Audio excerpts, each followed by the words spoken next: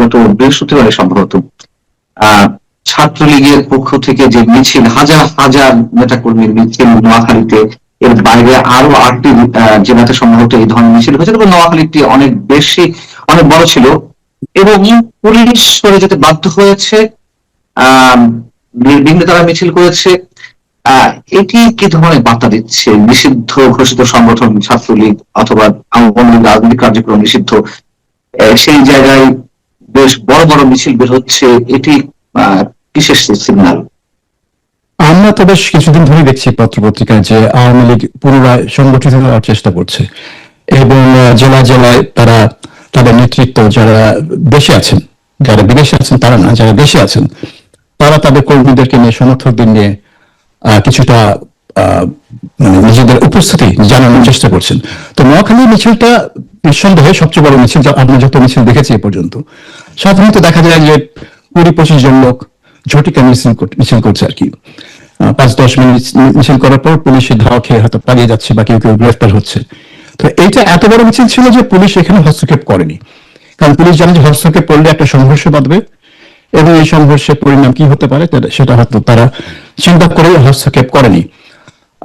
তো সেটা লক্ষণটা হচ্ছে যে আওয়ামী লীগ এবং ছাত্রলীগ দুটো সংগঠনই আবার পুনরায় সংগঠিত হওয়ার চেষ্টা করছে এবং রাজনীতিতে ফেরার চেষ্টা করছে, যদিও আইনগতভাবে তাদেরকে রাজনৈতিক অঙ্গন থেকে বাইরে রাখা হয়েছে, কারণ নির্বাহী আদেশের মাধ্যমে তাদের কার্যক্রম নিষিদ্ধ করা হয়েছে। সেই নির্বাহী আদেশ এখনো বহাল আছে, কাজে তারা আইনগতভাবে ফিরতে পারে না, কিন্তু তারা রাজনৈতিকভাবে ফেরার চেষ্টা করছে এবং এটা একটা সরকারের উপর একটা চাপ সৃষ্টি করবে, যাতে তাদের যে সিদ্ধান্ত আওয়ামী লীগকে এবং তার অঙ্গ সংগঠন ছাত্রলীগকে নিষিদ্ধ রাখার যে সিদ্ধান্ত তারা নিয়েছে, আপাত দৃষ্টিতে তাই মনে হচ্ছে, সেই সিদ্ধান্ত থেকে সরে আসার জন্য একটা চাপ সৃষ্টি করবে। কারণ দেখেন, এত বড় একটা রাজনৈতিক দলকে যদি আপনি বেশি দিন রাজনৈতিক কার্যক্রম থেকে বাইরে রাখেন, তাহলে একটা অস্থিতিশীলতা, একটা সংঘাতের মানে পটভূমি আস্তে আস্তে তৈরি হবে এবং এই পটভূমি যাতে সংঘাতের দিকে, মানে এই ঘটনা, এই পরিস্থিতি যাতে সংঘাতের দিকে না যায়, সেজন্য সরকারকে আগেই ব্যবস্থা নিতে হবে। এবং ব্যবস্থাটা কি হতে পারে? হয় দমন নীতি, সেটা কিন্তু আরো বেশি সংঘাতের সম্ভাবনা সৃষ্টি করবে, না হয় তাদের এই দমন নীতি থেকে সরে আসে এবং আওয়ামী লীগের সাথে একটা সমঝোতা করে তাদেরকে রাজনীতিতে ফিরে আনা। এখন এটা সরকারের উপর নির্ভর করবে, বলটা সরকারের কোর্টে। আওয়ামী লীগ পরিষ্কারভাবে বুঝিয়ে দিচ্ছে যে তারা রাজনীতিতে ফিরতে চায় এবং ফেরার জন্য তারা ধীরে ধীরে তাদের প্রকাশ্যে কার্যক্রম মানে চালাতে থাকবে বিভিন্ন জেলায়। এখন এটা সরকারের ব্যাপার, তারা সিদ্ধান্ত নেবে যে তারা কতদূর কি করবে এবং তাদের সিদ্ধান্তের উপর নির্ভর করবে যে বিএনপির যে 5 বছর শাসনামল, সেটা কতটা শান্তিপূর্ণ হবে, কতটা স্থিতিশীল হবে বা হবে না।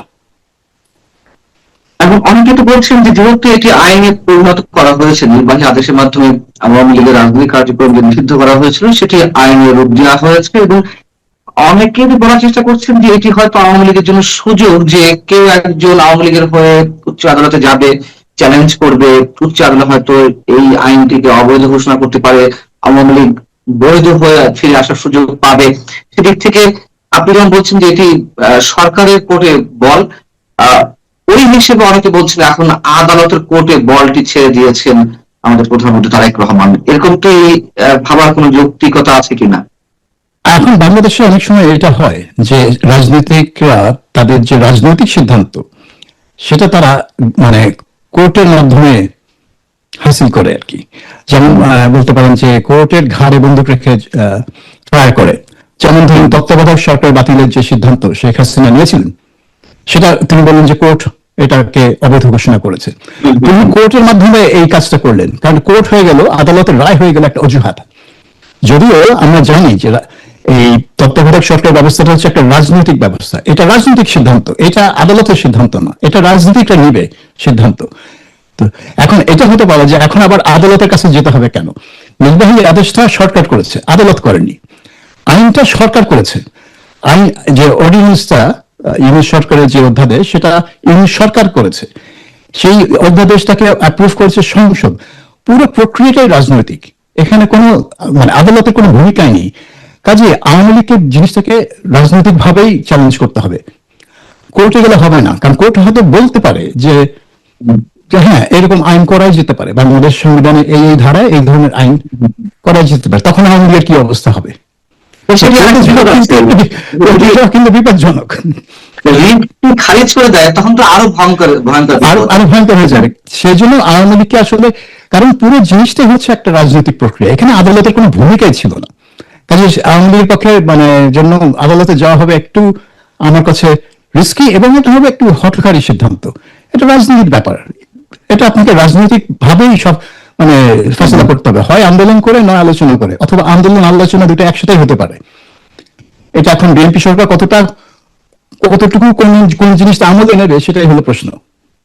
কিন্তু আপনার মন্তব্য হচ্ছে, মানে আমার যদি বোঝার ভুল না হয়ে থাকে, যে দীর্ঘদিন যদি এই অবস্থাটি থাকে, আওয়ামী লীগের রাজনৈতিক কার্যক্রম নিষিদ্ধ করে রাখা হয়, তাহলে তারা যেভাবে আস্তে আস্তে প্রকাশ্যে আসছে, একসময় ফুসে উঠতে পারে এবং দেশ সংঘাতের দিকে যেতে পারে। আমার মনে হয় যদি এই আওয়ামী লীগ যত মানে প্রকাশ্যে তার কার্যক্রম চালানোর চেষ্টা করবে, যদি পুলিশের জবাব যদি নিপীড়নমূলক হয়, এবং নিপীড়নের মাত্রা কখনো কমে না, তখন বাড়তে থাকে, যদি নিপীড়নের মাত্রা বাড়তে থাকে, আমি এটা অতীতে দেখেছি, এই শেখ হাসিনার আমলেও দেখলাম, যখন নিপীড়নের মাত্রা বাড়তে থাকে তখন আন্দোলনকারীদের থেকে ভায়োলেন্সের মাত্রা বাড়তে থাকে। কাজে এই সাইকেলটা আমরা আগে দেখেছি, বাংলাদেশে এই প্রথম হবে না।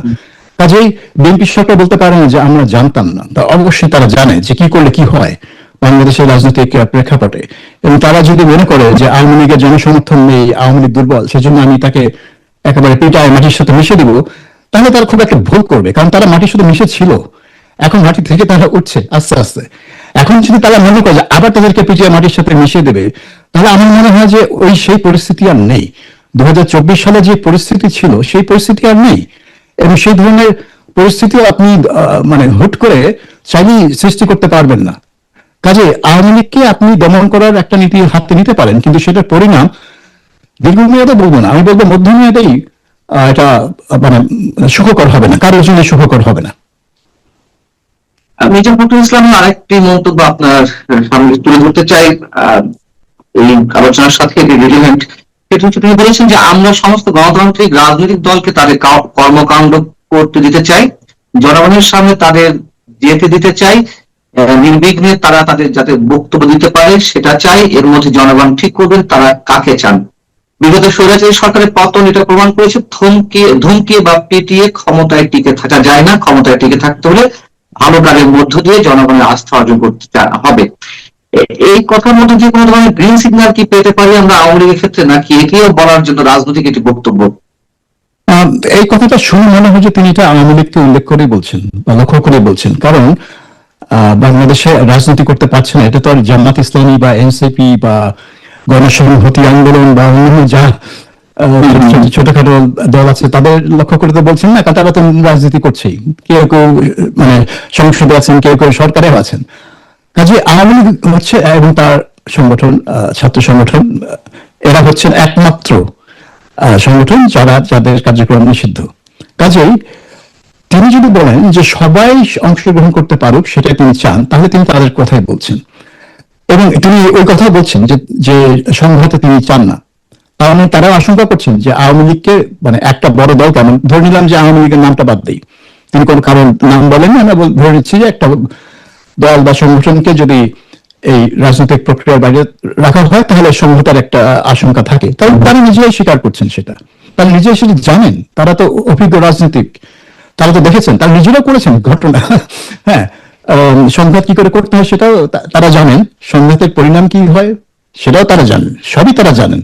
কাজে তাদের কাছ থেকে আমরা মানে আশা করতে পারি যে তারা এটার একটা বিচক্ষণ সিদ্ধান্ত নেবেন। এবং তিনি যেটা বলছেন তার অর্থ আমি এটা ধরে নিতে পারি যে তারা চিন্তা করছেন আওয়ামী লীগকে ফিরে আনা, কিন্তু প্রক্রিয়াটা কি হবে এবং আওয়ামী লীগের কাছ থেকে তারা কি ধরনের ওয়াদা দাবি করবেন বা আদায় করতে পারবেন সেটা হয়তো আলোচনার ব্যাপার। এখন আলোচনাটা কিভাবে হবে, কে কার মধ্যস্থতা হবে সেটা তো আমরা জানি না, কারণ আওয়ামী লীগের মানে শীর্ষ নেতৃত্ব দেশের বাইরে, কিন্তু দেশের ভেতরে এখনো তাদের নেতা কর্মীদের বৃহৎ অংশ এখনো দেশের ভেতরে, তারা পালিয়ে যায়নি, তারা দেশের মাঝেই আছে। কিন্তু মানে শীর্ষ নেতা আপনি হাসিনা থেকে শুরু করে অন্যান্য যেসব প্রাক্তন মন্ত্রী এবং কেন্দ্রীয় কমিটির সদস্য, তারা বেশিরভাগই দেশের বাইরে। হয়তো তাদের মানে কার সাথে আলোচনা হবে সেটা এটা হচ্ছে বিএনপির ব্যাপার। কিন্তু তারা যদি আওয়ামী লীগের একটা ভিন্ন নেতৃত্ব সৃষ্টি করতে চায়, তথাকথিত রিফাইন্ড আওয়ামী লীগ, তাহলে সেটা কাজ করবে না।